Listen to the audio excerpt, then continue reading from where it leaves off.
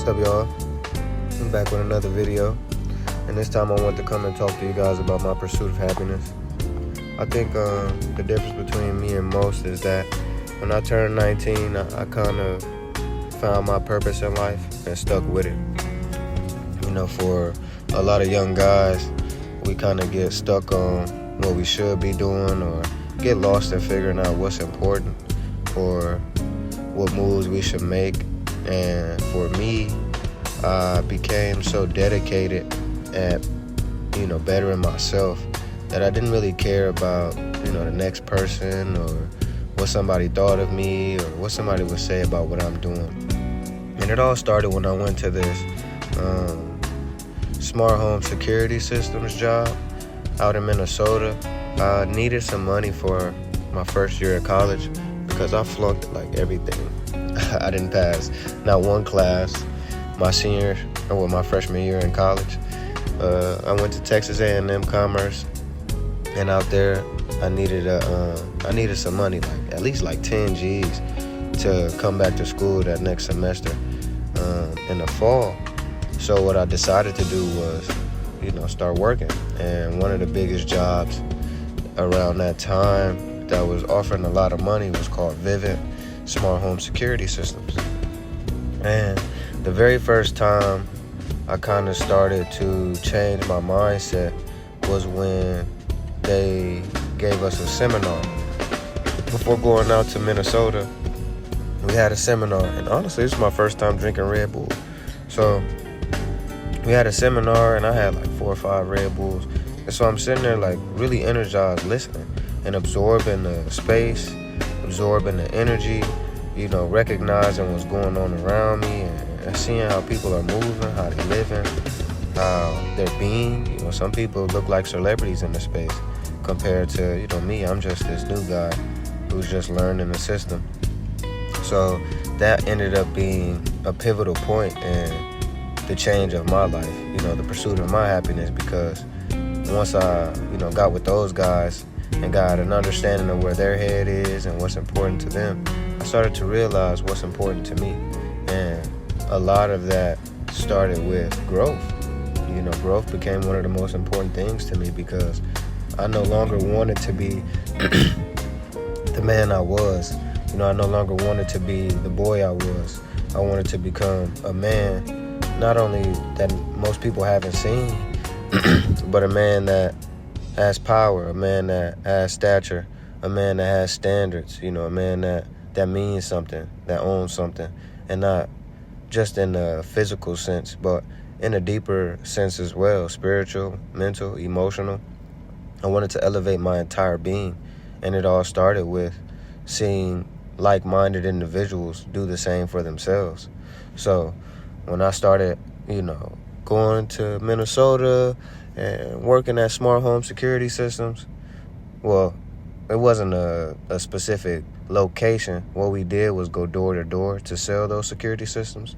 So once I started getting out in the field and walking, around the neighborhoods, trying to go door to door and sell security systems, I started to open myself up to what I was doing. For example, the main question I asked is, how can I sell, security systems to people I personally know don't need it? That's not me. I'm not going to sell you something I know you don't need just to make a profit for myself. That started to create a foundation and a pillar for what it meant to me to be a man. A man shouldn't go out and try to convince somebody to put money in his pockets so he can feed his family. That's not a man. That's a con man, and I'm not a con man.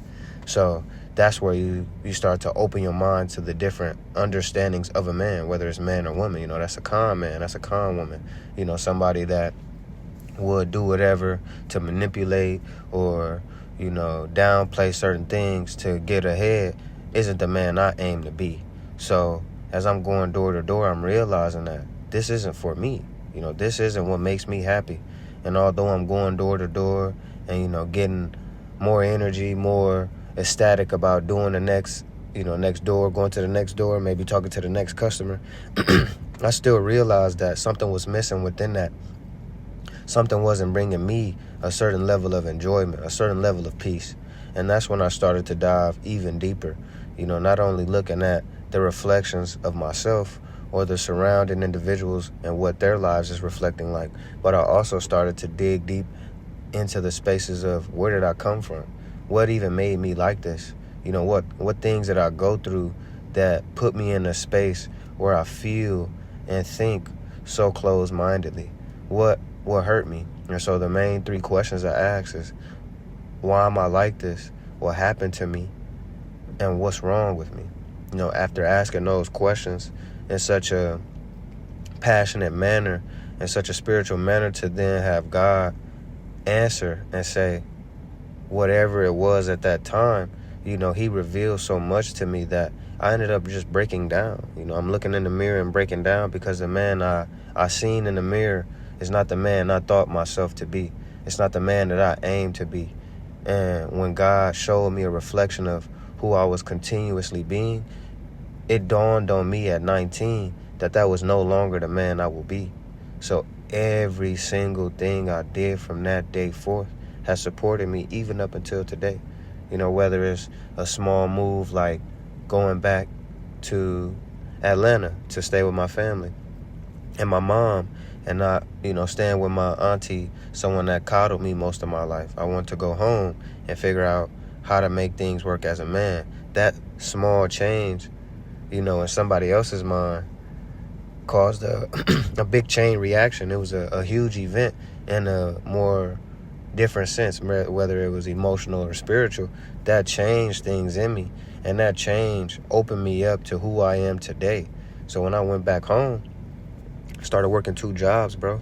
I had this girl that I was dating, and she really was the one I was doing all these changes for.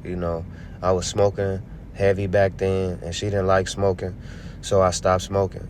She was very heavy on the spiritual tip, so she would ask me questions like, how could people who aren't equally yoked, if you don't believe in God or you don't feel like God is the head of your life, how could you support me? How could you be a man for me? Those kind of questions made me dig deeper. And I'm sure that's what also helped me, break that wall down inside myself of trauma.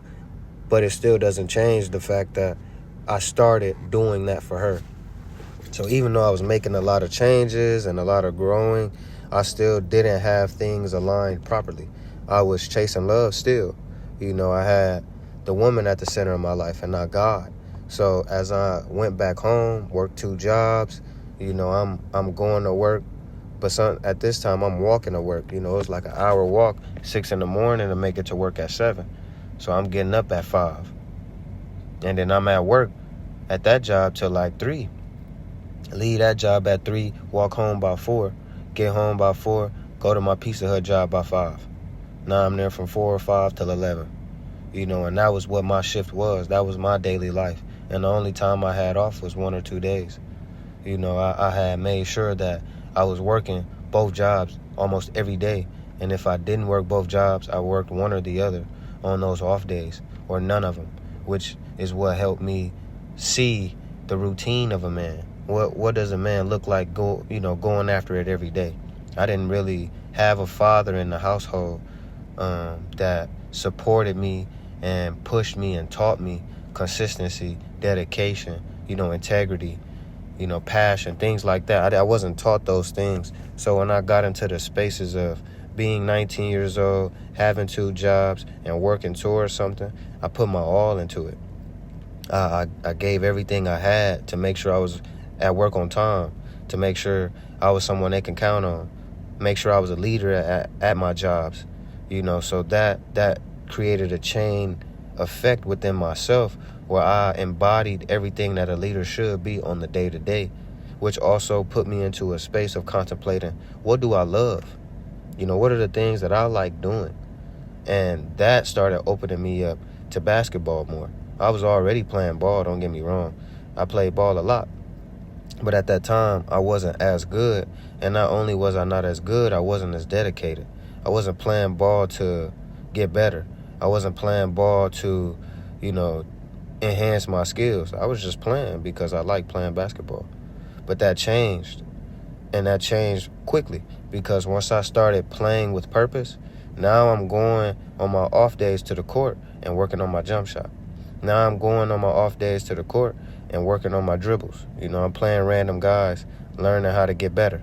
And that's when I was 19. So that helped me evolve my game to a space where I literally could not stand it. Like, it evolved my game to a space where I was so not only garbage but confused. I was confused at the fact that, was I growing?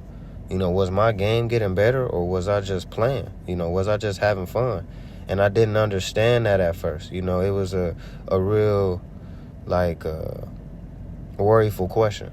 I didn't know, because when you look at people around your age, 19, they doing windmills, they dunking, they can do tween hezzies and step backs, and it looks so easy. But then I had to realize a lot of these people were doing this before 19. They didn't start at 19. They didn't start being serious at 16. They've been doing it since 6 years old. These same motions, these same in and outs, these same shots, they've been doing it since 6 years old. And I had to take that and change my mind about it. It's not that I was ass, I just started late. It's not that I'm behind the 8 ball, I'm just different. And instead of worrying and fighting and denying and downplaying myself, I just evolved my game. So from there, I started working. I started dribbling more. I started shooting more. I started getting in my bag more. I started doing what made me happy. So after my time at work, on my off days, guess where I was at? In the gym. I'm getting shots up. I'm learning my body. I'm learning what I like. After that, it was nothing nobody could do, because now you can't tell me what I'm not going to be, because I put it in my mind already that I'm going to be that. You just don't believe me, and that's okay too. But I'm not doing it for you. And that all came back from when I was 19, when I went to Minnesota. I didn't go to Minnesota for nobody else but the girl I was with, until I realized that I was doing it for something bigger. I was learning how to be a man. And so, same with basketball. Once I started training harder, it wasn't nobody that could say anything to me that was going to turn me off my path or make me feel like I was less than, because it's not about what nobody else think. And that's what pushed me to another level. So now I started training to play Division I basketball, to play at pro levels, to play in spaces that I normally didn't think I would be able to play in. And it may seem futile or funny, or it may seem impossible to somebody who hasn't put it in their mind and actually worked at it daily, but that's when that started for me at 19. Now that I'm 26, it's not the same. And it won't be the same, because I put in the work to change things. And I did it without nobody telling me how to do it. Nobody could tell me what it was going to take for me to be this good at basketball or get better at basketball, because they always was just telling me how garbage I was and how I'm not going to be whatever I think I am. So that just started a chain reaction where now I train daily. I work with God all the time. I'm always talking to God. I'm always praying. I'm always meditating. And it's not nothing nobody can do that's going to change that. It's not nothing nobody can do that's going to hurt me or hinder me, because I know what I'm doing. And since I turned 19, I laid down my foundations. I laid down my pillars. What's important to me? Well, what's important to me is basketball. What's important to me is success and establishing a career that's beneficial for my nation of people. That's what's important to me. How do I aim to get there? Well, my number one goal is to ensure that I am successful. Successful in being not only a black man, but an entrepreneur, a businessman, a writer, an author, a basketball player. These aren't just titles or hats that I wear. These are things that I work at daily. A good friend, a good man. I'm learning what it takes to be an individual with pride, and not just pride that shuns everybody else because I think I'm better. No, pride in the fact that I get up daily and try to be successful. I get up daily and try to change the things that I notice that aren't beneficial. That's what pride is, and that's the pride I take. So when it comes to my pursuit of happiness, I wasn't happy as a kid. I was very depressed. I went through a lot of things that I felt hindered me and didn't contribute to my future success. But I was a kid, and I grew up in ways and situations that limited me, that hindered me, and made me believe that I was less than. But as I continue to grow, matriculate, and learn who I am and what makes me me, I learned that I'm more than a king. I'm more than a conqueror. I'm somebody that is dedicated and willing to put in the work and effort to be better. So I'm hoping that you can do the same, looking at your life and making the necessary changes. It's not going to be easy, but that's what the journey is for.